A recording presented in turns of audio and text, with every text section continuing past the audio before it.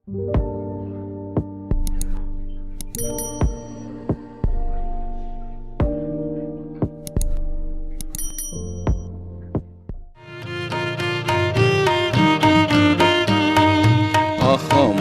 চোতালত ৰ'দ কাছলি কাৰেনো লাৱনী সেন্দুৰী মুখনি জিলে মিলাই। নমস্কাৰ। আজি বিশিষ্ট সংগীত শিল্পী দিলীপ শৰ্মাৰ দ্বাদশ মৃত্যুবাৰ্ষিকী। চিৰসেউজ সাংস্কৃতিক সংস্থাৰ তৰফৰ পৰা এইগৰাকী সমাজ দৰদী শিল্পীলৈ আমি যাচিছোঁ সশ্ৰদ্ধ প্ৰণাম। তেওঁ অসমীয়া আধুনিক গীতলৈ এটি মাত্ৰা প্ৰদান কৰিছিল। বিশেষকৈ অসমীয়া গীতৰ ৰোমান্টিক ধাৰাটিক তেখেতে নতুনভাৱে সমৃদ্ধ কৰিছিল। অসমীয়া গীতৰ গণমুখী ধাৰাটিলৈও তেখেতে সতেজতা আনিছিল। দেউতাক ডাক্তৰ দীননাথ শৰ্মাৰ যুগজয়ী আবাহন আলোচনীখনৰ সম্পাদনাত সহযোগ কৰাৰ উপৰিও দীননাথৰ মৃত্যুৰ পিছত কিছুকাল কাকতখন সম্পাদনা কৰি সাংবাদিক হিচাপেও তেখেতে নিজৰ কৃতি থৈ গৈছে। আজি তেওঁৰ কিছু স্মৃতিচাৰণ আৰু লগতে তেওঁৰ সৃষ্ট কেইটামান আধুনিক গীতেৰে আজিৰ এই শ্ৰদ্ধাঞ্জলি অনুষ্ঠানটি সজাব বিচৰা হৈছে। পোনতে আমাক আজি কিছু কথা ক'ব তেখেতৰ সহধৰ্মিনী যশস্বী কণ্ঠশিল্পী সুদক্ষিণা শৰ্মাই। দিলীপ শৰ্মা মানুহজন মোৰ অতি অমায়িক আছিল। তেওঁ সংস্কৃতিবান আছিল। নিজৰ সংস্কৃতিক যিধৰণে তেওঁ সন্মান কৰিছিল, আনৰ সংস্কৃতিক তেওঁ শ্ৰদ্ধা কৰিছিল। মই তেখেতক লগ পাইছিলোঁ ৰেডিঅ' ষ্টেচনত। প্ৰথম যেতিয়া ৰেডিঅ' ষ্টেচন খোলে তেতিয়া তেওঁ কলিকতাৰ পৰা আহে। আহিলে কলিকতাৰ পৰা আহি ইয়াত প্ৰগ্ৰেম যেতিয়া দিয়ে, ৰিহাৰ্চেল হয়, তাত পুৰুষোত্তম দাস থাকে, বীৰেণ ফুকন থাকে, ভূপেন দা থাকে, সৈয়দ আব্দুল মালিক থাকে, এনেকৈ উবেদুল লতিফ, এনেকৈ অতি স্বনামধন্য লোকসকল আছিল তেতিয়া। তেখেতসকলৰ জৰিয়তে সকলোকে পাইছিলোঁ। আহি ৰেডিঅ' ষ্টেচনত ৰিহাৰ্চেল কৰে, কৰি ৰেকৰ্ড কৰি আকৌ কলিকতালৈ গুচি যায়। কাৰণ দিলীপ শৰ্মাৰ দেউতাক, মোৰ শহুৰ দেউতাক, যুগজয়ী আলোচনী আবাহনৰ সম্পাদক স্বৰ্গীয় ডাক্তৰ দীননাথ শৰ্মা। তেওঁ পেছাত ডাক্তৰ আছিলে, কিন্তু কলিকতালৈ গৈ তেওঁ অতি জ্ঞানী এজন মানুহে কৈছিল যে অসমীয়া ভাষাটো বঙালী ভাষাৰ অপভ্ৰংশ। তেওঁ ডিনাই কৰিছিলে দীননাথ শৰ্মাই। ডিনাই কৰি তেওঁ ক'লে, নহয়, অসমীয়া, উৰিয়া আৰু বঙালী এই তিনিটা ভাষাই সংস্কৃতৰ পৰা অপভ্ৰংশ। এই যেতিয়া তেওঁ ডাক্তৰী বিদ্যা নকৰি আবাহন উলিয়ালে, আৰু তাত উৰাবতো থকাকৈ আৱাহন নাম লিখিলে। 1926 চনত এখন পাব্লিছ হ'ল। অতি হট কেকৰ নিচিনা চেল গ'ল। মানুহে সুন্দৰকৈ আঁকোৱালি ল'লে। তেওঁ মনত সাহ পালে আৰু তেতিয়াৰ পৰাই তেওঁ ডাক্তৰী ইটো এৰি আবাহন উলিয়ালে। এই আবাহন আকৌ পুনৰ সংস্কৰণ কৰিছোঁ। ৰেডিঅ' ষ্টেচন যেতিয়া আহে তেতিয়া তেখেতে বোধ কৰোঁ মোক পচন্দ হৈছিলে নে নাজানো, আৰু ৰিহাৰ্চেল কৰিলে যেতিয়া চাই, তেতিয়া চকুৱে মুখে ফুটি ওলাই তেওঁ যেন সঁচাকৈ মোক ভাল পাইছে। মই অলপ লাজ কৰি আছিলোঁ। এনেকৈ আমাৰ হ'ল। তাৰপিছত মোৰ নবৌ প্ৰিয়ম হাজৰিকা যেতিয়া আমেৰিকাৰ পৰা আহিলে ভূপেন দাৰ লগত, আহি এবাৰ এখন উৎসৱত ৰবীন্দ্ৰ সংগীত নাচিব লগা হ'ল। কৈছে, দিলীপ, তই কৰিবি, গাবি। ধীৰে ধীৰে বগ উতল হাৱা বুলি এটা গীত আছিলে, ৰবীন্দ্ৰ সংগীত। তেওঁ সেইটোকে নাচিম বুলি ক'লে। তেওঁ যদিও আমেৰিকাত ডাঙৰ হৈছিলে, কিন্তু দেউতাকে সৰুতে তেওঁক শান্তি নিকেতনত থৈছিলে। ইণ্ডিয়ান কালচাৰটো শিকিবৰ কাৰণে তেখেতক নবৌক শান্তি নিকেতনত থৈছিলে। তেওঁ গুজৰাটী আছিল আচলতে। তাৰপিছত গতিকে নাচিম বুলি কওঁতে এখেতে নাচিলে, এওঁ গালে ধীৰে ধীৰে ধীৰে ধীৰে ধীৰে বল হাৱা, এই গীতটি গালে। বগা কাপোৰ এযোৰ পিন্ধি নাচিলে, বগা ফুল লৈ, ইমান ধুনীয়া দেখিছে। নাচটো মানুহে ইমান এপ্ৰিচিয়েট কৰিলে যে বৈ আহি ক'লে মই নহয়, মোৰ দিলীপে ইমান সুন্দৰ গাইছে বুলি এওঁক সাৱটি ধৰি চুমা খাইছে। তেনেকুৱা ধৰণৰ অলপ মানে ইম'চনেল আছিল মানুহগৰাকী। তাৰপিছত অফাৰ যেতিয়া দিলে যে মই I want to marry your sister বুলি ভূপেনদাক ক'লে, ভূপেনদা গৈ পেলাই কলিকতালৈ গ'ল শৰ্মাক লৈ। তাত গৈ তাত দেউতাক ক'লেগৈ, দেউতাই কৈছে মোৰ একো আপত্তি নাই, এই বুলি মোক এটা সোণৰ আঙুঠি এটা মোলৈ আৰু এখন বাসন্তী ৰঙৰ শাৰী এখন, বেনাৰসী শাৰী এখন পঠিয়াই দিছিলে। এই কথা মোৰ মনত আছে। তাৰপিছত আমাৰ আৰ্যমতে বিয়া হ'ল। আমাৰ আৰ্য পদ্ধতিৰ দিনতে বিয়া হৈছে, হোম পুৰিছে।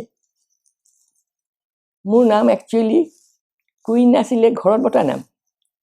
মোৰ স্কুলৰ নাম আছিলে নিৰুপমা হাজৰিকা। তাৰপিছত জ্যোতিপ্ৰসাদ আগৰৱালাদেৱে কুইনী কৰি দিলে, সৰু বস্তু বোলে এটা। কুইনীকৈ মই জনাজাত হ'লোঁ ৰেডিঅ'ৰ থ্ৰুৱে। তাৰপিছত শৰ্মাই মোক বিয়া কৰা যেতিয়া লৈ গ'ল, তেতিয়া ভূপেনদাই ক'লে দিলীপ তোমাকতো মই একো দিব নোৱাৰিলোঁ, কুইনকে দিলোঁ। আৰু লৈ গৈ কলিকতাত নি মোৰ নাম সুদক্ষিণা কৰিলে। আৰু তেতিয়াই মই সুদক্ষিণা হিচাপেই জনাজাত হ'লোঁ। মোৰ আগৰ নামটো মানুহে পাহৰি গ'ল। এনেকৈ আমাৰ মিলন হৈছিলে। দিলীপ শৰ্মাৰ এজন ভাতৃ আছিল আৰু 3গৰাকী ভগ্নী আছিলে। তেওঁলোক সিঁচৰিত হৈ আছে। এতিয়া নৰৱেত তেখেতৰ ভায়েক দীপক শৰ্মা থাকে আৰু অৱন্তী ফ্লেটাব হৈছিলে, তেওঁ ঢুকাল। তেওঁৰ 2টা ল'ৰা নৰৱেতে থাকে। আৰু ভনী আৰতি ঠাকুৰে বিয়া কৰাইছিলে চুপ ঠাকুৰ ফেমিলিত বিয়া হৈছিলে, ৰবীন্দ্ৰনাথ ঠাকুৰৰ পৰিয়ালত। তেওঁ আৰ্টিষ্ট আছিল। তেওঁৰো মৃত্যু হৈছে আৰু মোৰ ননদৰো মৃত্যু হৈছে। মোৰ ননদে খুব সুন্দৰ লিখিছিলে। পাঠশালাৰ বামুণকুচিৰ গাঁৱৰ পৰা গৈ তেওঁলোকে যিমান পাৰে অসমীয়া সংস্কৃতিক শিকি যিকণ জানিছিলে সেইখিনি ৰাইজৰ আগত প্ৰচাৰ কৰিবলৈ বিচাৰিছিলে। সেই হিচাপে তেওঁলোকে আছিল। তেতিয়া এঘণ্টীয়াকৈ ৰেডিঅ' এটা প্ৰগ্ৰেম হৈছিলে অসমীয়া। তাত আৰতি শৰ্মা, দিলীপ শৰ্মা সেইসকলেই গাইছিলে। প্ৰথম অসমীয়া কথাছবি জয়মতী কুঁৱৰীত তেখেতে গীত গাইছিলে। আমাৰ জ্যোতিপ্ৰসাদ আগৰৱালাদেৱৰ আমন্ত্ৰণ ক্ৰমে। জ্যোতিপ্ৰসাদ আগৰৱালাদেৱে শৰ্মাক খুব ভাল পাইছিল। তেওঁ শৰ্মাক আৰু আৰতিক একেলগে লুইতৰে পানী যাবিও বৈ, সন্ধিয়া লুইতৰ পানী সোণোৱালী, চহৰে নগৰে ফুৰিবি কৈ, জয়াৰে কিৰীতি দেশে বিদেশে, সাগৰে নগৰে ফুৰিবি কৈ, এই গীতটি গোৱাইছিলে। ৰাইজে খুব সুন্দৰকৈ আঁকোৱালি লৈছিল। আজিও কৰিবলৈ গ'লে সেই গীতটি মানুহে শুনিবলৈ বিচাৰে। এইবাৰ আমি এটি গীত শুনো যশস্বী কণ্ঠশিল্পী মঞ্জুস্না মহন্তৰ কণ্ঠত। তেখেতক সহযোগ কৰিছে হৃদয় গোস্বামীয়ে। এই গীতটিৰ গীতিকাৰ কেশৱ মহন্ত আৰু এই গীতটি দিলীপ শৰ্মাই সুৰ কৰি গাইছিল।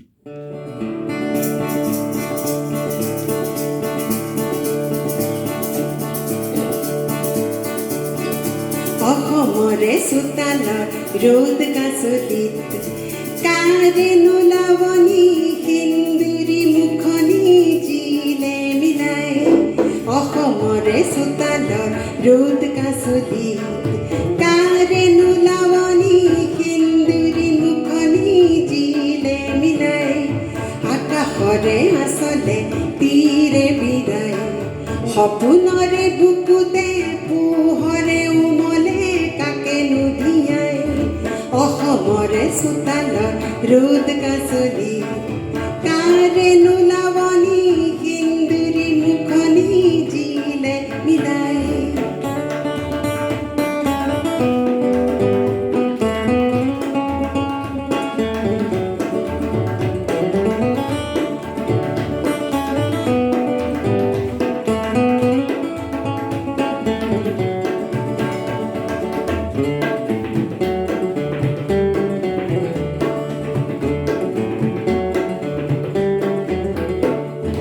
নাহিবি নাহিবি কুঁৱলী ঢাকনি চোতালৰ চেনেহ নিদিবি আমনি দিলো সকীয়াই নাহিবি নাহিবি কুঁৱলী ঢাকনি চোতালৰ চেনেহক নিদিবি আমনি দিলো সকীয়াই অসমৰে চোতালত ৰ'দ কাচলিত কাৰেনো লাৱনী সিন্দুৰী মুখনি জিলে মিলাই কাৰেনো লাৱনী সিন্দুৰী মুখনি জিলে মিলাই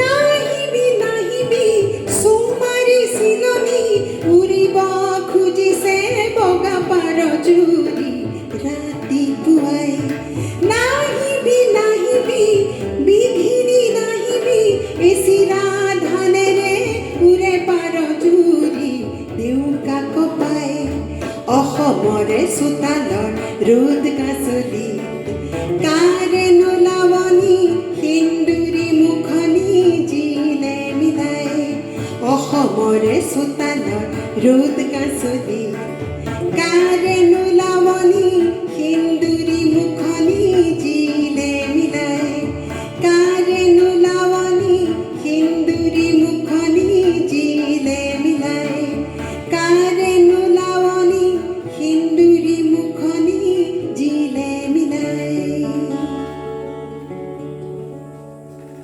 দিলীপ শৰ্মাক এইবাৰ শ্ৰদ্ধাৰে সুঁৱৰিছে সংগীত শিল্পী লোকনাথ গোস্বামীয়ে ৰাতি পুৱাইল ৰে ফুৰুৱাই পাৰেৰা বালিতে বাগৰি কান্দে দুটি বাঘৰ চাও ৰাতি পুৱাইল ৰে। দিলীপ দাৰ কথা ক'ৰ পৰা আৰম্ভ কৰিম মই একো উপাধিয়ে পোৱা নাই বহুত কথা ক'বলগীয়া আছে এটা কথা কওঁ যে আমাৰ সাংস্কৃতিক জীৱনত বা এই সাংস্কৃতিক ক্ষেত্ৰখনত ভৰি দিয়াৰ পৰা যিসকল মানে বৰেণ্য বা পুৰুধা ব্যক্তিক আমি লগ পালোঁ নিঃসন্দেহে দিলীপ শৰ্মা আমাৰ অতি শ্ৰদ্ধা আৰু আদৰৰ আৰু এইটো গৌৰৱবোধ কৰোঁ যে এনে এগৰাকী শিল্পীক বৰেণ্য শিল্পীক আমি ঘনিষ্ঠভাৱে পাইছিলোঁ দিলীপ দাক ক'ত লগ পোৱা নাই এনে এখন মঞ্চ নাই য'ত দিলীপ দাক লগ পোৱা নাই কেতিয়াবা মুকলি মঞ্চত পাইছোঁ কেতিয়াবা আকাশবাণী গুৱাহাটীৰ মজিয়াত কেতিয়াবা আলাপত ভাগ লৈছোঁ একেলগে দূৰদৰ্শনৰ মজিয়াত ভাগ লৈছোঁ জ্যোতি শতবৰ্ষৰ অনুষ্ঠানত একেলগে গীতে মাতে ভাগ লৈছোঁ কিন্তু আৰু এটা কথা নক'লে এইটো ভুল হ'ব যে দিলীপ দাক আমি ৰাজপথত পাইছোঁ এগৰাকী ৰাজপথৰ শিল্পী হিচাপে যেতিয়াই আমি দেখিছিলোঁ যে আমি বিভিন্ন সাম্প্ৰদায়িক ক'ৰবাত সংঘৰ্ষ হৈছে ক'ৰবাত গোষ্ঠী সংঘৰ্ষ হৈছে ক'ৰবাত যুদ্ধ বিগ্ৰহ হৈছে এই সকলোবিলাকৰ ক্ষেত্ৰত দিলীপ দাই সদায় আমি লগত লৈ ৰাজপথত আমি গৈছিলোঁ। এবাৰ কাৰ্বি আংলং জিলাত যেতিয়া কাৰ্বি ডিমাছাৰ সংঘৰ্ষ এক চূড়ান্ত ৰূপ লৈছে, একদম সাংঘাতিক এটা অৱৰ্ণনীয় পৰিৱেশ হৈছিল, তেতিয়া আমি তালৈ এটা শিল্পী বাহিনী লৈ গৈছিলোঁ। দিলীপ দা লগত সুদক্ষিণা বাইদেউ, এই শিল্পী জ্যোতি গৈছিল। এই সৰু সৰু কথাবিলাক বা এই কথাবিলাকে আমাক সাংঘাতিক ধৰণে অনুপ্ৰাণিত কৰিছিল। দিলীপ দা যেতিয়া হঠাৎ অসুস্থ হোৱা খবৰটো পাইছিলোঁ, সেই এটাও আমাৰ কাৰণে খুব প্ৰেৰণাদায়ক আছিল। অন্য এটা দৃষ্টিভংগীৰ যে দিলীপ দাক ইমান ভাল পোৱা মানুহ, অনুৰাগী মানুহ গোটেইখিনিয়ে লগ খাই আমি নিজে উদ্যোগো লৈছিলোঁ যে দিলীপ দাৰ নামত এটা অনুষ্ঠান কৰোঁ, পাৰিলে অকণমান য'ত সামান্য আমাৰ তৰফৰ অকণমান অৰ্থ সাহাৰ্যও আগবঢ়াওঁ। ইমান স্বতঃস্ফূৰ্তভাৱে মানুহবিলাক ওলাই আহিছিলে। তেতিয়া গম পাইছোঁ যে দিলীপ দাক প্ৰাণ ভৰি মানুহে ভাল পায়। দিলীপ দাৰ কণ্ঠত যেতিয়া আমি IPT গানবিলাক শুনো, এই যে মই গালোঁ ৰাতিপুৱাই লৰে, তাৰপিছত তেওঁৰ ৰবীন্দ্ৰ সংগীত, জ্যোতিপ্ৰসাদৰ গীত, এইবিলাক শুনিলে এনেকুৱা লাগে যেন দিলীপ দাৰ জন্ম হৈছিল বা এই শিল্পী জ্যোতিৰ জন্ম হৈছিল যেন এই গীতবিলাকৰ কাৰণেই। সেইকাৰণে অসমীয়া সংস্কৃতি, জ্যোতিপ্ৰসাদ বিষ্ণুৰাভাৰ যিটো পৰম্পৰা এৰি থৈ গৈছে, সেই ইতিহাসৰ আচলতে এগৰাকী সাৰ্থক এইটো কি বুলি কয় ধাৰাবাহিকতা ৰক্ষা কৰা এগৰাকী শিল্পী, ধাৰক বাহক শিল্পী। গতিকে এই আজি তেখেতৰ মৃত্যুৰ দিনত এই চমু কথাৰেই তেখেতলৈ শ্ৰদ্ধা জনাইছোঁ আৰু আমি সদায় দিলীপ দাক মনত ৰাখিম। এইখিনি তেখেতৰ প্ৰতি পুনৰ শ্ৰদ্ধা জনালোঁ। এইবাৰ আমি এটি গীত শুনো আহক ৰূপম ভূঞাৰ কণ্ঠত। এই গীতটিত কণ্ঠদান কৰিছিল দিলীপ শৰ্মাই। গীতটিৰ ৰচনা আৰু সুৰ পুৰুষোত্তম দাসৰ।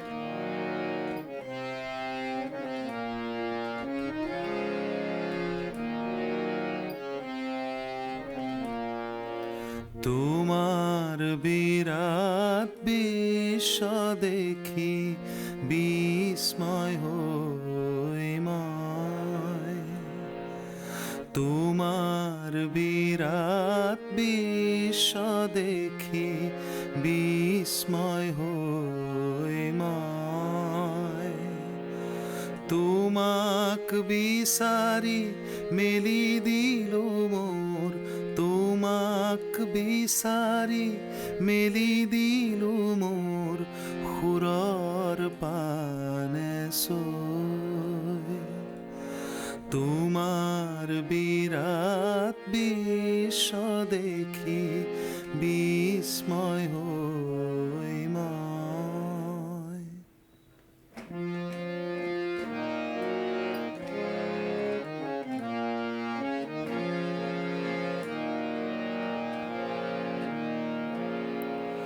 সন্মুখত মোৰ বিশাল সাগৰ, পাৰাপাৰ তাৰ নাই, যদি উঠিছে তুমুল তুফান সংশয় আঁতৰি যায়, জীৱন মৰণ তোমাত বিয়পা তোমাৰে কৰোণালৈ,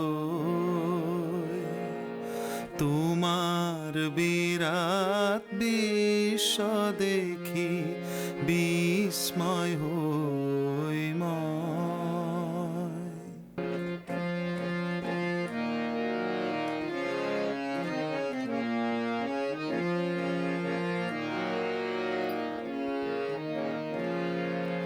তোমাৰ সুৰৰ অযুত তৰাই পোহৰৰ গীত গায়, জোন বেলি ভৰা আকাশ দুনিয়া কেউফালে তুমি মই, তোমাৰ সুৰৰ অযুত তৰাই পোহৰৰ গীত গায়, জোন বেলি ভৰা আকাশ দুনিয়া কেউফালে তুমি মই। ধূলিৰ বুকুত ধূলি কৰি দিছা চেনেহৰ কণ্ঠাই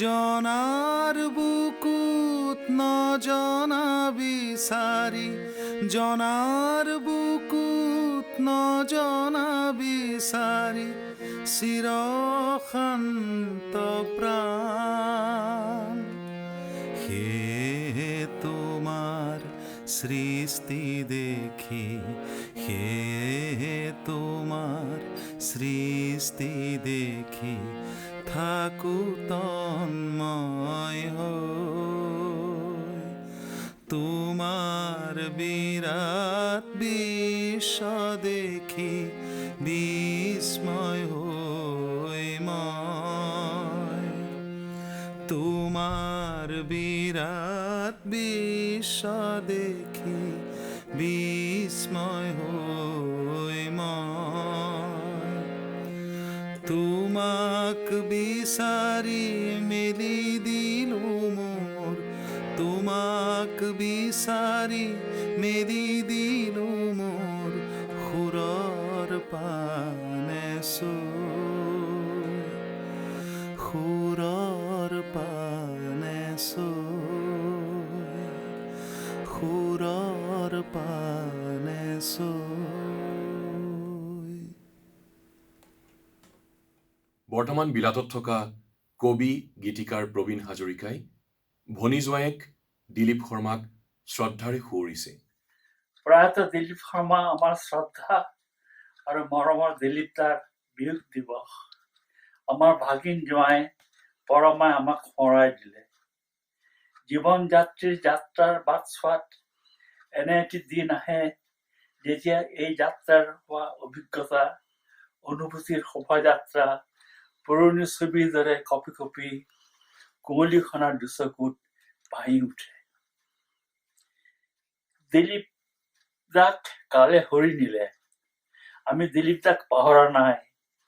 ঘৰুৱা পৰিৱেশত দিলীপ দাৰ সান্নিধ্যলৈ অহা সময়বোৰৰ কথা বহুবাৰ কৈছো আৰু লিখিছো। কিন্তু দিলীপ দা এজন গুণী শিল্পীৰ বাহিৰে সমাজ সচেতন কাৰ্যাৱলী কিংবদন্তিৰ দৰে পঢ়িহে জানিছো। কিয়নো মোৰ ৬০ বছৰীয়া প্ৰৱাসী জীৱনত সেইবোৰৰ পৰা বিচ্ছিন্ন হৈ পৰিছিল।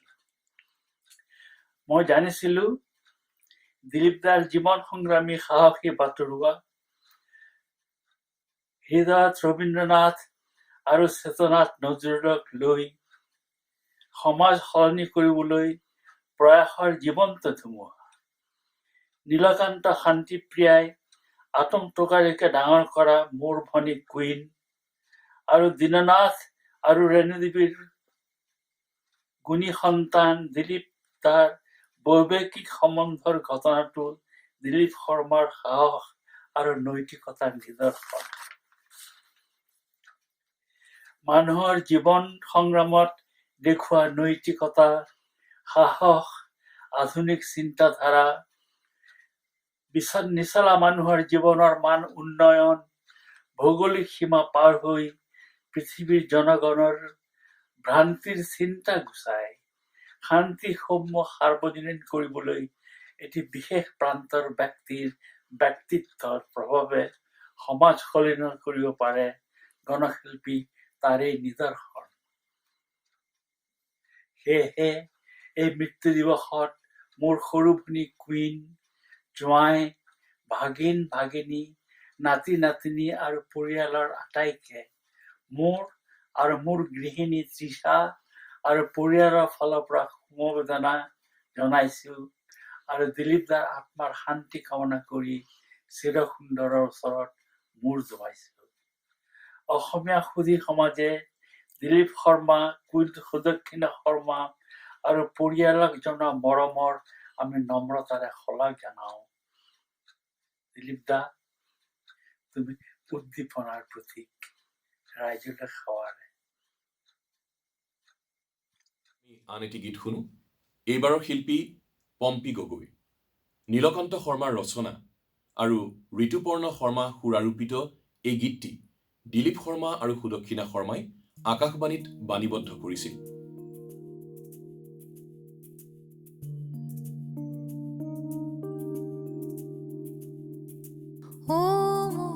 উপজা মাটি মোৰ সাধনাৰ ক্ষেত্ৰ, হে মোৰ জন্মভূমি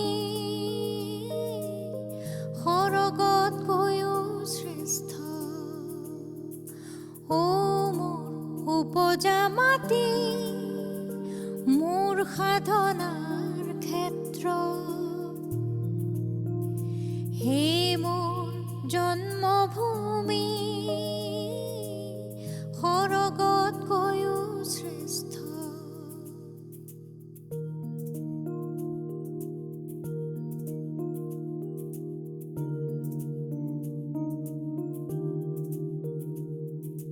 তোমাৰ চাৰিওদিশে প্ৰকৃতি শোভাৰে ভৰা, তোমাৰ সুৱদী ভাষা মৌচৌচৌখৰা। তোমাৰ চাৰিওদিশে প্ৰকৃতি শোভাৰে ভৰা, তোমাৰ সুৱদী ভাষা মৌচৌচৌখৰা। ও মোৰ উপজা মাটি মোৰ সাধনাৰ ক্ষেত্ৰ, হে মোৰ জন্মভূমি সৰগতকৈও শ্ৰেষ্ঠ।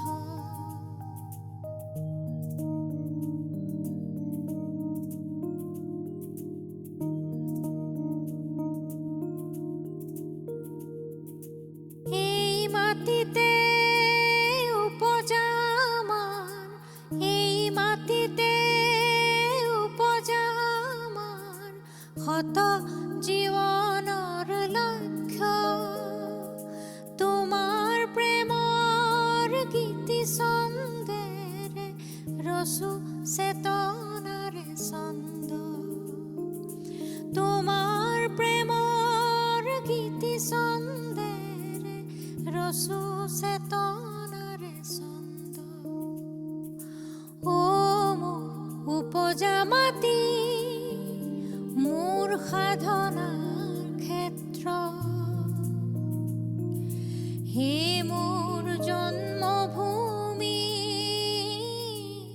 সৰগতকৈও শ্ৰেষ্ঠ। হে মোৰ জন্মভূমি সৰগতকৈও শ্ৰেষ্ঠ।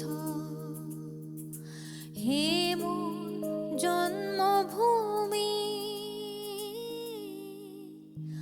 সৰগতকৈও শ্ৰেষ্ঠ। দিলীপ শৰ্মাক সশ্ৰদ্ধ স্মৰণ কৰি এইবাৰ আমাক কিছু কথা ক'ব কবি গীতিকাৰ কীৰ্তি কমল ভূঞাই। আজি বিশিষ্ট সংগীতকাৰ, সুগায়ক তথা গণশিল্পী দিলীপ শৰ্মাদেৱৰ ১২ বাৰ্ষিক মৃত্যুতিথি। এই উপলক্ষত মই তেখেতৰ পুণ্যস্মৃতিত মোৰ সশ্ৰদ্ধ প্ৰণিপাত নিবেদিছোঁ।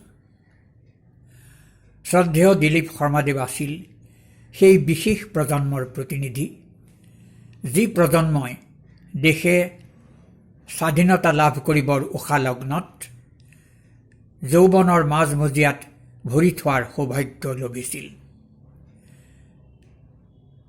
দিলীপ শৰ্মাদেৱৰ ক্ষেত্ৰত এইখিনিতে আৰু এটি ব্যতিক্ৰম আছিল।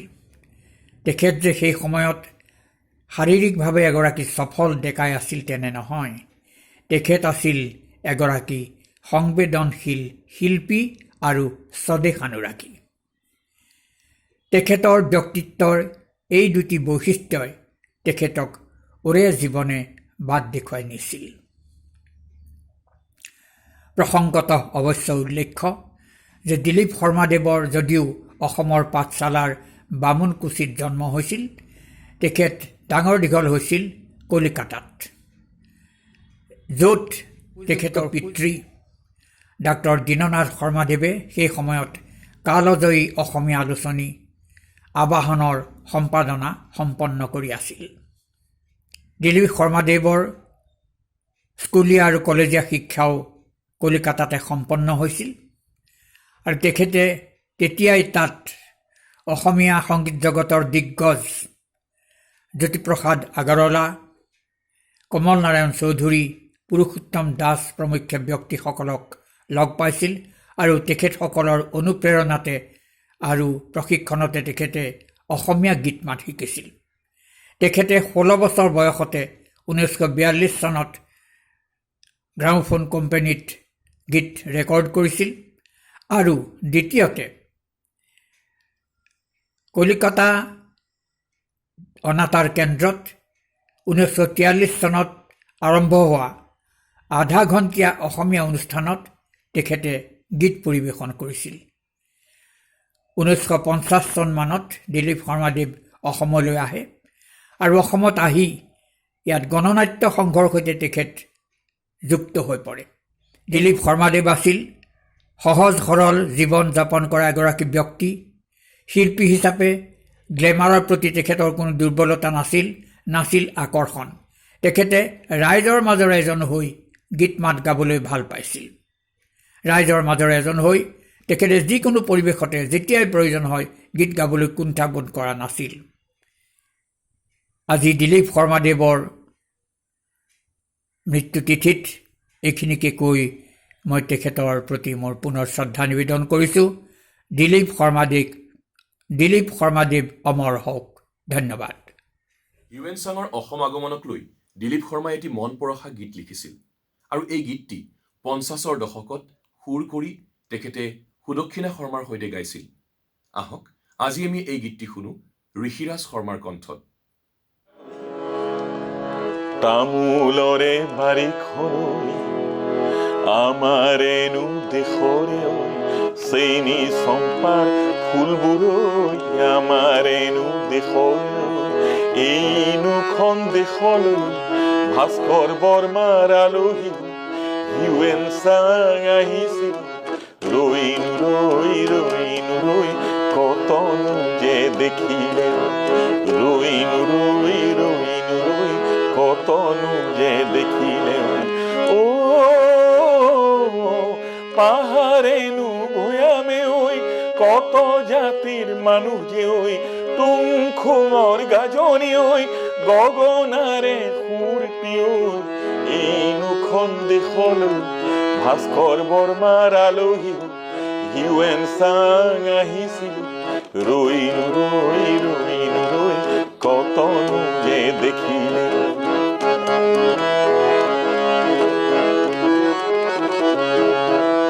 জাং ফাইৰে গহনা কেৰুমণি খুৰীয়া ফুলামৰ যে গামোচা বুটা বচা ৰিহাখন এইনোখন দেশলৈ ভাস্কৰ বৰ্মাৰ আলহী হিউৱেন চাং আহিছিল। ৰৈনো ৰৈ কতনো যে দেখিলে শালিধাৰৰ পথাৰখন খেতিয়কনো ৰাইজৰ শালি ধানৰ পথাৰখন খেতিয়কনো ৰাইজৰ উৰুখানো পজাবোৰ নিঠৰুৱা ৰাইজৰ এইনোখন দেশলৈ ভাস্কৰ বৰ্মাৰ আলহী হিউৱেন চাং আহিছিল। ৰৈনো ৰৈ কতনো যে দেখিলে ৰৈনো ৰৈ কতনো যে দেখিলে ৰৈনো ৰৈ কতনো যে দেখিলে। আমাৰ শ্ৰদ্ধাৰ শিল্পী দিলীপ শৰ্মাৰ সৈতে ব্যক্তিগত সম্পৰ্কৰ কথা সুঁৱৰি আমাৰ সৈতে এয়া মনীষা হাজৰিকা। দিলীপ ভিনদেউ কোনোদিন ভিনদেউ বুলি মতা নাছিলোঁ। আমি সদায় দিলীপ দা বুলিয়ে মাতিছিলোঁ। আৰু যেতিয়া মোৰ ল'ৰা জন্ম হ'ল ময়ূখে ঠুনুক ঠানাক মাতেৰে দিলীপ দাটো শ্বৰ্ট কৰি পেলাই দিলা বুলি কৈছিলে। তেতিয়াৰ পৰা আমাৰ সকলোৰে কাৰণে দিলাই হৈ গ'ল। মই দিলাই মাতিব লৈছিলোঁ। ক'বলৈ গ'লে দিলীপ দা মোৰ অতি শ্ৰদ্ধা আৰু অতি প্ৰিয় এগৰাকী ব্যক্তিত্ব। কাৰণ মোৰ জীৱনত লগতে আৰম্ভণিৰ পৰা শেষলৈকে মোৰ এটা অধ্যায় দিলীপ দা সাক্ষী হৈ থাকিল। মোৰ বিয়াৰ প্ৰস্তাৱ লৈ মা দেউতাৰ ওচৰত দিলীপ দাই গৈছিলে, আৰু বিয়া হৈ অহাৰ পিছতো মোৰ সাংসাৰিক জীৱনৰ নানান ঘাট প্ৰতিঘাতৰ সাক্ষী আছিলে দিলীপ দা। তেতিয়া আমাৰ অৰ্থনৈতিক অৱস্থা লৈ পেলাই বহুতো কষ্টৰ মাজেৰে আমি দিন পাৰ কৰিছিলোঁ, কাৰণ জয়ন্ত হাজৰিকা গীত গাই সংসাৰখন চলাইছিলে। যি নহওক, আৰু এটা কথা হ'ল যে যেতিয়া জয়ন্ত হাজৰিকা আমাৰ পৰা আঁতৰি গ'ল, সেই তেতিয়াৰ পৰা মই অভিভাৱক পালোঁ। মোৰ জীৱনৰ নানান সংঘাতক মই সদায় দিলীপ দাৰ লগত আলোচনা কৰিছিলোঁ। তেখেতে মোৰ ৰবীন্দ্ৰ সংগীতৰ নানান অনুষ্ঠানত লগতে লৈ গৈছিলে। মোৰ ইকনমিক চব ধৰণৰ ছাজেশ্যন তেখেতে দিছিলে। তেনেকৈ দিলা মোৰ অভিভাৱক হৈ পৰিছিলে। ইয়াৰ পাছৰ চোৱা খুব দুখেৰে ক'ব লাগিব, সেই যে 1977 চনৰ 15 অক্টোবৰ তাৰিখ, যিদিনা আমি জয়ন্ত হাজৰিকাক লৈ আহিছিলোঁ কলকাতাৰ পৰা, নিথৰ দেহাতি লৈ আহিছিলোঁ, তেতিয়াও কিন্তু মোৰ কাষতে আছিলে দিলীপ দা, দিলা। মোৰ আৰু ৰাজাৰ লগতে দিলীপ দাই মোক লৈ গৈছিলে কলকাতাত, আৰু আমি জয়ন্ত হাজৰিকাক লৈ পেলাই উভতি আহিছিলোঁ। গতিকে সেইকাৰণে মই কৈছোঁ, মোৰ জীৱনৰ এটা অধ্যায় আৰম্ভণিৰ পৰা শেষলৈকে মই দিলীপ দাক মোৰ কাষত পাইছিলোঁ। আজি এইখিনি কথা দিলীপ দাৰ বিষয়ত যদি মই ক'ব খোজোঁ, ইমান কম সময়ৰ ভিতৰত মই ক'ব নোৱাৰিম। কিন্তু তথাপি আজিৰ দিনটোত এই সফলতাৰে যাতে আমি পালন কৰিব পাৰোঁ, মই উদযাপন কৰিব পাৰোঁ, তাৰ বাবে মই জনাওঁ মোৰ আন্তৰিক শুভকামনা। আৰু এটা কথা যে শেষত যেতিয়া দিলীপ দা গুচি গৈছিলে, অসুস্থ অৱস্থাত চিকিৎসাৰ বাবে মুম্বাইলৈ লৈ যোৱা হৈছিলে তেখেতক, মোৰ খুব সৌভাগ্য হৈছিলে সেই দিনটোত মই নিজে হাতে ৰান্ধি দিয়া ভাত এসাঁজ, নিহনীয়া মাৰ ভাত বুলি আমি যে কওঁ, সেই ভাত সাঁজ মই নিজে হাতে খুৱাই দিবলৈ মোৰ সৌভাগ্য হৈছিলে। এই কথাটো যেতিয়া মই অকলে নীৰৱে কেতিয়াবা ভাবোঁ, সেয়া মোক যথেষ্ট শান্তি দিয়ে, সুখ দিয়ে। কাৰণ দিলীপ দা আছিলে মোৰ কাৰণে বুলি নহয়, সমগ্ৰ অসমবাসী ৰাইজৰ বাবে এগৰাকী প্ৰকৃত শিল্পী, যাক আমি কওঁ মাটিৰ শিল্পী। আহক আমি আজিৰ দিনটো একেলগে উপভোগ কৰোঁ। ধন্যবাদ। আমি শুনো আহক অনিন্দিতা পালৰ কণ্ঠত এটি গীত। তেখেতৰ সৈতে আছে দিব্যজ্যোতি নাথ। এই গীতটিৰ ৰচক কীৰ্তিনাথ শৰ্মা বৰদলৈ।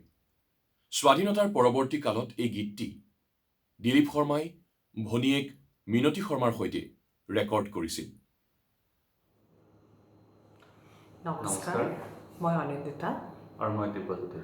আজি দিলীপ বৰদেউতাৰ পুণ্য মৃত্যুতিথি উপলক্ষে তেওঁৰ সুন্দৰ এটি কম্পজিশ্যনেৰে আমি তেওঁক শ্ৰদ্ধাৰে সোঁৱৰিছোঁ, আৰু লগতে তুহিনকো ধন্যবাদ জনাইছোঁ তেওঁৰ এই ৱাণ্ডাৰফুল ইনিচিয়েটিভটোৰ কাৰণে। মই কলেজত পঢ়ি থকাৰ সময়ত 2 বছৰ মই তেখেতৰ লগত বজাইছিলোঁ, আৰু মোৰ এই গীতটিৰ জৰিয়তে কিছু তেখেতৰ লগত থকা স্মৃতি ৰোমন্থন কৰিবলৈ পাই ভাল লাগিছে। তেখেতৰ আজি পুণ্য মৃত্যুতিথিত আমি শ্ৰদ্ধাৰে সোঁৱৰিছোঁ।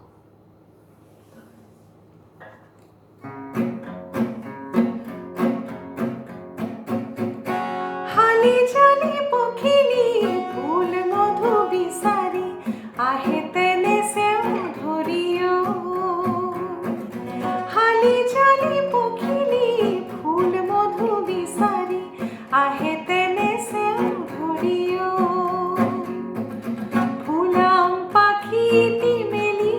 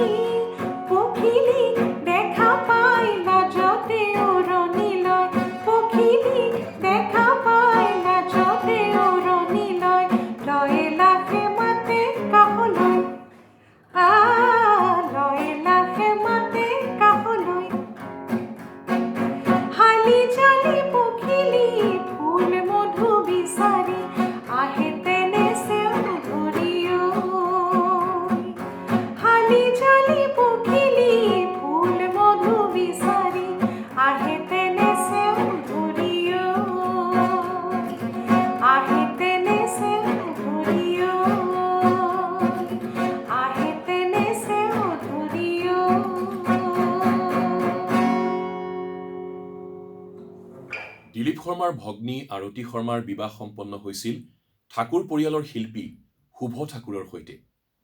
আজি মোমায়েক দিলীপ শৰ্মাক শ্ৰদ্ধাৰে সুঁৱৰি এয়া ভাগিনীয়েক Siddharth Thakur. Dilip Sharma was the eldest son of Dr. Dinanath Sharma, who was the editor of Avahon magazine, the prestigious Avahon magazine in Assam. And since his childhood, when he was in Calcutta, to his present day, his life was dedicated to music. In Calcutta, he studied in St. Xavier's College, and while studying, he was also practicing his music in Rabindra Sangeet. He was very close to Shantimay Chaudhary. Dr. Shantimay Chaudhary, the renowned Rabindra Sangeet musician. He used to go to Shantiniketan often, and he spread Rabindra Sangeet in Assam. His contribution is tremendous in that sense, no doubt about it. About his personal life, his sister got married to renowned artist Shobha Tagore in Calcutta, and he married Bhupen Hazarika's sister Sudakshina Hazarika. His son Rituparna Sharma, who is no more, was also an excellent singer. The family was dedicated to music, art and culture, and he's left a big void in the field of art and culture, music in Assam, which would be difficult to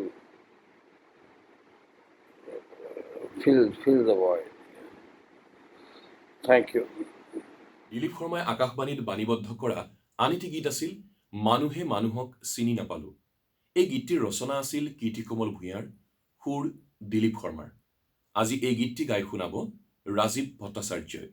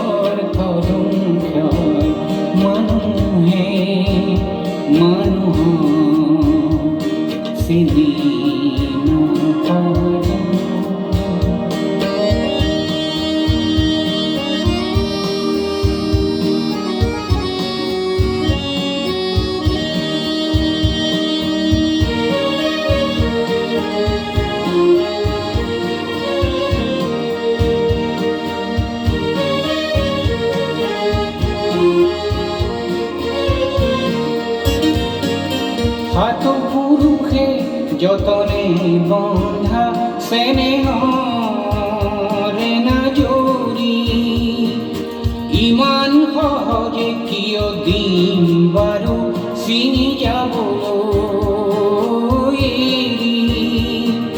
হাত পুৰুষে যতনে বন্ধা চেনেহৰে নাজৰি ইমান সহজে কিয় দিন বাৰু চিনি যাবলৈ এৰি নিদিওঁ নিদিওঁ কৃষ্টি আমাৰ নিদিওঁ কৃষ্টি আমাৰ এনেকে হ'বলৈ লয় এনেকে হ'বলৈ লয় মানুহে মানুহক চিনি নাপায়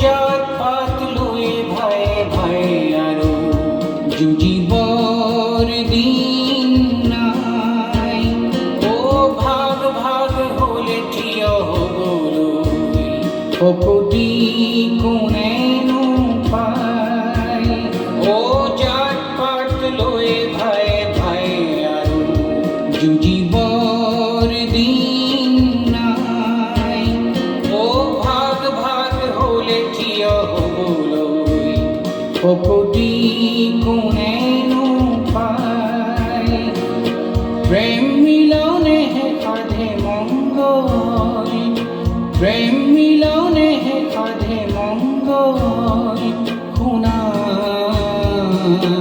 ইতিহাসে কয় মানুহে মানুহক চিনি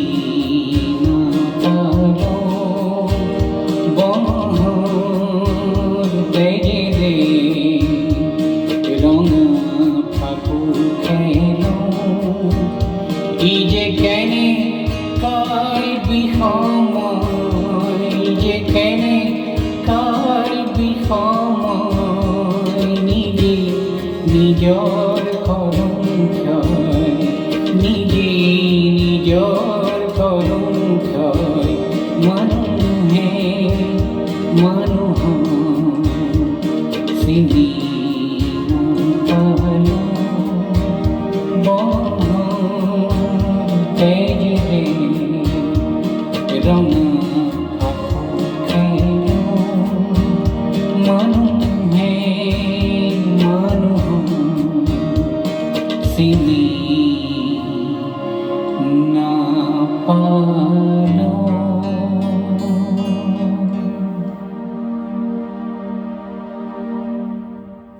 শ্ৰদ্ধেয় দিলীপ শৰ্মাৰ আজি মৃত্যু দিৱস তেখেতলৈ আমাৰ শ্ৰদ্ধাঞ্জলি জ্ঞাপন কৰিছোঁ তেখেতৰ দুটা কথা ক'ব মন গৈছে এটা হৈছে গীতৰ ক্ষেত্ৰত তেখেতৰ যি চিৰিয়াছনেছ কলিকতাত থাকোঁতে মহেশচন্দ্ৰ দেৱগোস্বামীলৈ লিখা পত্ৰসমূহ পঢ়িলে সেই কথা ভালকৈ গম পোৱা যায় বিশেষকৈ তেখেতে গোৱা সপোন ঘূৰুবি দেখোঁতে গীতটোলৈ কেইবাবাৰো মহেশচন্দ্ৰ দেৱগোস্বামীৰ লগত চিঠিৰ আলাপ হৈছিলে আনকি এটা শব্দ সলনি কৰাৰ কাৰণেও তেওঁ চিঠিৰে মহেশচন্দ্ৰ দেৱগোস্বামীৰ লগত আলোচনা কৰিছিলে আৰু এটা কথা ক'বৰ মন গৈছে আবাহন সম্পৰ্কে তেখেতৰ যি চিন্তা দেউতাক দীননাথ শৰ্মাই যি যুগজয়ী আবাহনৰ জন্ম দিছিলে যাক আমি অসমীয়া সাহিত্যত আবাহন যুগ বুলি কওঁ সেই সময়ছোৱাৰ আবাহনৰ সংখ্যাসমূহ গ্ৰন্থাকাৰে প্ৰকাশ কৰাৰ কাৰণে তেখেতে বৰ হেঁপাহ কৰিছিল আৰু এই সম্পৰ্কে মোৰ লগত বহুত আলোচনাও কৰিছিল জীৱনকালত তেখেতে আবাহনৰ গ্ৰন্থৰূপ চাই যাব নোৱাৰিলে কিন্তু মৃত্যুৰ পিছত অসম প্ৰকাশন পৰিষদে তেখেতৰ যি চিন্তা যি আঁচনি সেইটো ফলৱতী কৰাৰ কাৰণে ইতিমধ্যে প্ৰকাশন পৰিষদে আবাহন প্ৰকাশ কৰিছে। এতিয়ালৈকে 12টা খণ্ড প্ৰকাশ পাইছে আৰু কেইটামান খণ্ড প্ৰকাশ পোৱাৰ লগে লগেই আবাহন যুগৰ সময়ছোৱা গ্ৰন্থত লিপিবদ্ধ হৈ যাব আৰু আমি ভাবোঁ এই সময়ছোৱা সম্পূৰ্ণৰূপে প্ৰকাশ পোৱাৰ লগে লগেই অসমীয়া আধুনিক সাহিত্যৰ যি গতিধাৰা এই সম্পৰ্কে বহুত নতুন তথ্য আজিৰ পঢ়ুৱৈয়ে পঢ়িবলৈ পাব। যি নহওক দিলীপ শৰ্মাৰ দেৱৰ যি ইচ্ছা সি মৃত্যুৰ পিছত হ'লেও বাস্তৱায়িত হৈছে। আমি তেখেতলৈ পুনৰ শ্ৰদ্ধা নিবেদন কৰিলোঁ। দীননাথ শৰ্মাৰ মৃত্যুৰ পিছত দিলীপ শৰ্মাদেৱে কিছুকাল ধৰি আবাহন নিজেও প্ৰকাশ কৰিছিল। এই সময়তে মই তেখেতৰ সম্পাদনাত সহযোগ কৰাৰ সুযোগ পাইছিলোঁ। এইবাৰ আমি আৰু এটি গীত শুনো। এইবাৰৰ শিল্পী ঋজুশ্ৰী শৰ্মা মজুমদাৰ। এই গীতটিৰ কথা কেশৱ মহন্তৰ আৰু এই গীতটি দিলীপ শৰ্মাই সুৰ কৰি আকাশবাণীত বাণীবদ্ধ কৰিছিল।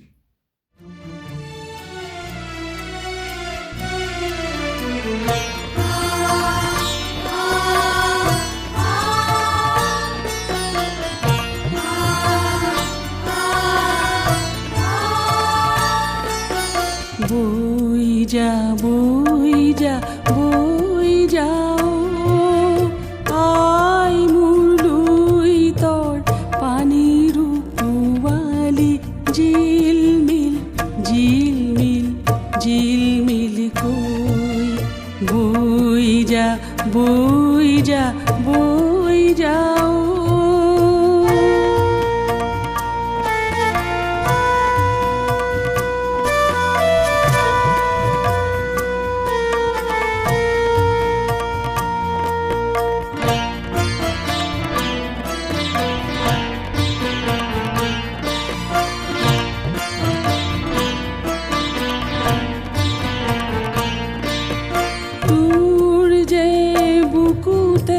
কত তৰে বিজয় কীৰ্তি অকা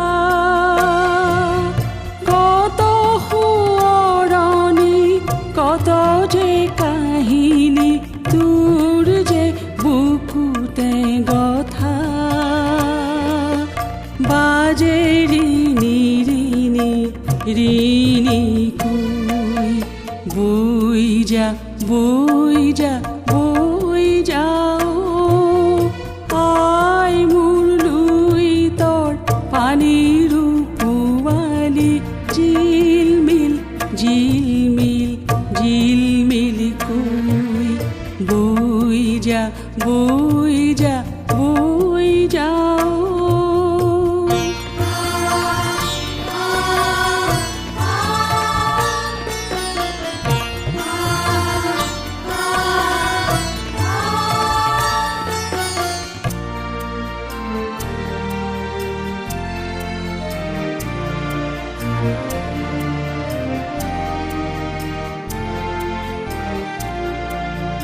লুইত মোৰ জননী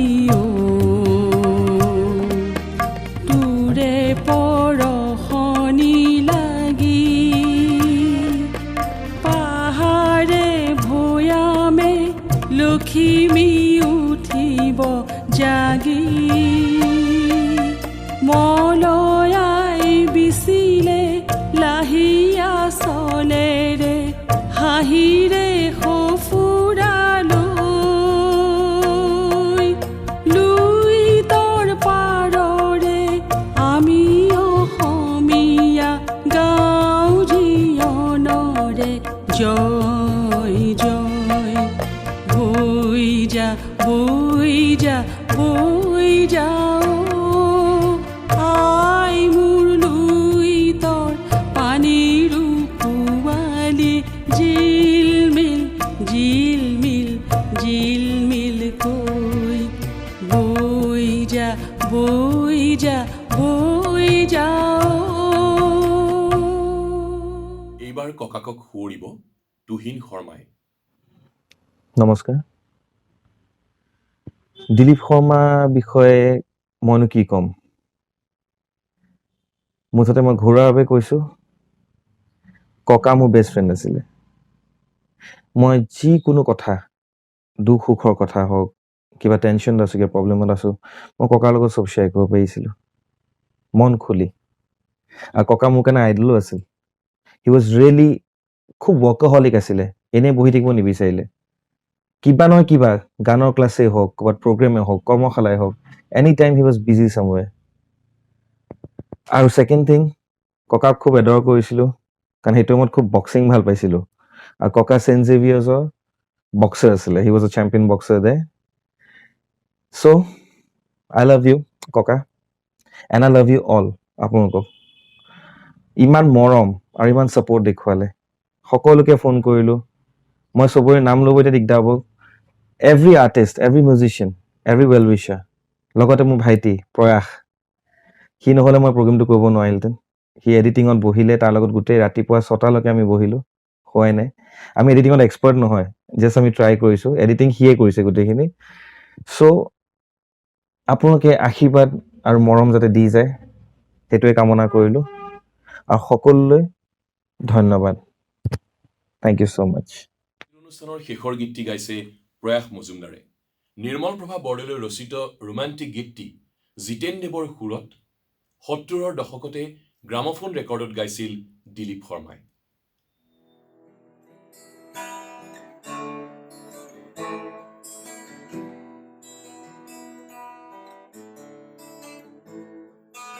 আজি তোমাক দেখিলো বহুদিন মূৰত,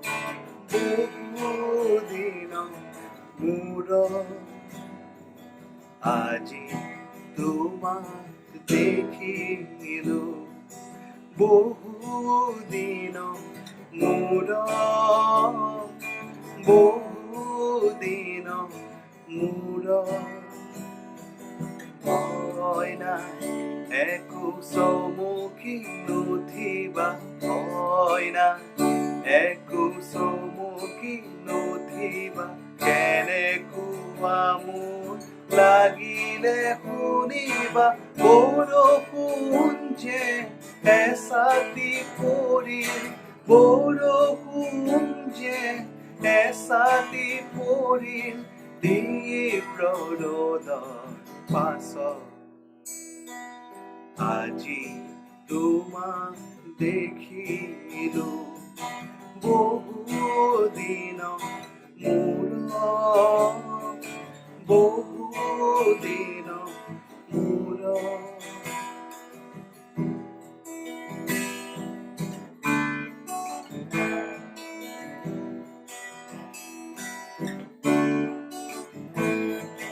ৰাতি নদী সুতেদি গৈ, ৰাতি নদী সুতেদি গৈ, মোৰে মৰমে জোনাক হৈ, মোৰে মৰমে জোনাক হৈ, তোমাক এবাৰ যদি চাই আহে, এবাৰ আহিবা নাযাওঁ। আজি তোমাক দেখিলো বহুদিন মূৰত, বহুদিন মূৰত। হয়না একো চমকি নুঠিবা, হয়না একো চমকি নুঠিবা, কেনেকুৱা মোৰ লাগিলে শুনিবা, বৰষুণ যে এচাতি পৰিল, বৰষুণ যে এচাতি পৰিল, তীব্ৰ ৰ'দৰ পাছত দেখিলো বহুদিন মূৰত বহুদিন মূৰত বহুদিন মূৰত বহুদিন মূৰত। আজিৰ অনুষ্ঠানটিৰ সমন্বয়ক তুহিন শৰ্মা আৰু সম্পাদনা প্ৰয়াস মজুমদাৰৰ। নমস্কাৰ। মধুস্পৰ্শ উজলি উঠে কোনো ম্ৰিয়মান অথচ শব্দময় কুঁৱলীৰ ৰূপ